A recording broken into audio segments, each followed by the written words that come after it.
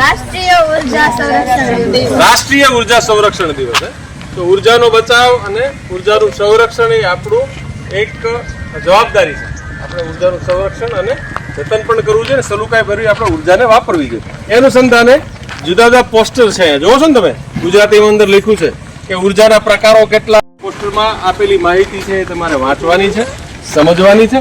અને આપણું સૌથી મહત્વનું બાબત એ છે કે આપણે ઘરે જ્યારે આપણે વિદ્યુત વાપરીએ છીએ તો સલુકાઈ ભરવું આપણે વિદ્યુત આવે તો સોલારથી આપણું આખું વિદ્યુત આપણા ઘરને જેટલી ઇલેક્ટ્રિક પાવર જોઈએ છે એ સોલારથી આપણે પ્રાપ્ત થાય છે, સસ્તો છે।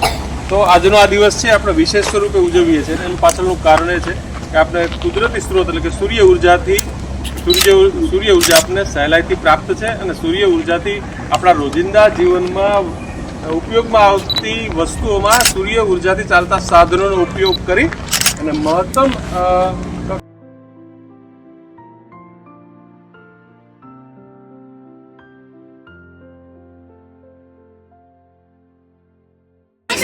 પરિવહનમાં કેટલી 30%, પછી કૃષિ એટલે ખેતીવાડીમાં કેટલી 20% અને ઘરમાં 10%।